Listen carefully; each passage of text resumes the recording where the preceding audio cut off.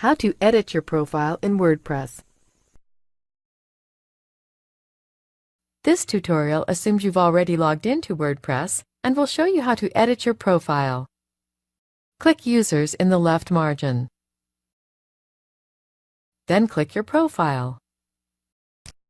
On this screen, you can edit options relating to the visual editor and color scheme. Update your personal information here.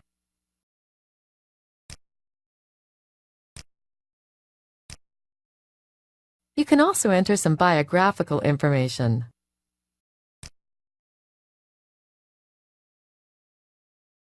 When finished, click Update Profile. That's it! Your profile has been updated. This is the end of the tutorial. You now know how to edit your profile in WordPress.